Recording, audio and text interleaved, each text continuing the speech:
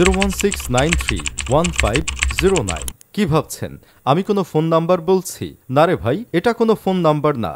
এটা হচ্ছে আমাদের দেশের টাইগার নামক বউপাগলা বিড়াল বাহিনীদের রান সংখ্যা।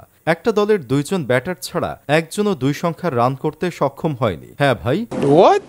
ওয়েস্ট ইন্ডিজের বিপক্ষে তৃতীয় টি-20তে বাংলাদেশের প্লেয়াররা ঠিক এমন পারফরমেন্সই করছে। লাস্ট টি-20 ম্যাচে তাওহিদ হৃদয় ও ভাত শামীমকে বেঞ্চ করে দলে আবার জায়গা দিছিল নুরুল হাসান সোহান ও শেখ মাহাদিকে। তবে একটা বিষয় কি জানেন, আমরা বাদ দিয়ে রিপ্লেসমেন্ট হিসেবে যাদের নামাই তারাও তাদের মতোই পারফর্ম করে। নুরুল হাসান সোহান ভাইজান আসলে ব্যাটার নাকি কিপার সেটাই বোঝা যায় না, কিন্তু মুশফিকের স্কুপ শট যতটা কাঁদিয়েছে তার থেকে বেশি কাঁদাচ্ছে এখন সোহানের স্কুপ শট। আসলে প্রকৃতি কোনো স্থান খালি রাখে না, স্কুপ শটেরও স্থান খালি রাখে নাই। আমাদের ক্যাপ্টেন লিটন কুমার দাস সাহেব আরেকজনের সমালোচনা করেন ওপেন, কিন্তু নিজের কিপিং আর ক্যাপ্টেন কোটা ছাড়া আর কোনো পারফরমেন্স নাই। সবাই ভেবেছিল ইনজুরি কাটিয়ে এসে ভালো একটা শুরু করবেন, কিন্তু তিনিও সেটা পারলেন না। পারভেজ ইমনকে নিয়ে অনেক আগে চিটাগাং কিংসের মালিক বলছিল ও আমাকে স্যাটিসফাই করতে পারেনি তাই বেতন দেয়নি। আসলে এখন এই ছেলে বাংলাদেশের দর্শকদেরও স্যাটিসফাই করতে পারছে না। অন্যদিকে শেখ মাহাদিকে কি কোনোভাবে অলরাউন্ডার হিসেবে বিবেচনা করা যায়? কখনোই না। তিনি শুধুমাত্র একজন স্পিন বোলার। তিনি ব্যাট হাতে নিলে কখনো আন্ডা মারেন, নয়তো 2-4 রান করেন।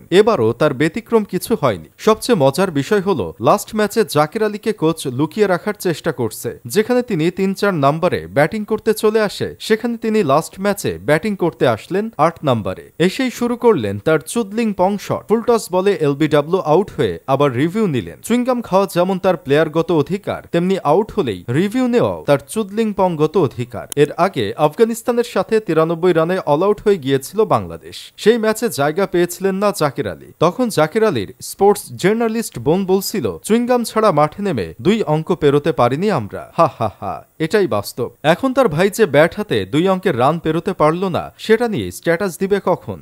লাস্ট ম্যাচে তানজিদ তামিম একা রান করছে 89, আর আমাদের 10 জন প্লেয়ার মিলে করছে 62 রান। তাহলে একবার চিন্তা করে দেখেন 10 জন প্লেয়ার কি খেলছে। ওয়েস্ট ইন্ডিজকে আমাদের সোনার দেশের ক্রিকেটাররা 152 রানের টার্গেট দিছিল।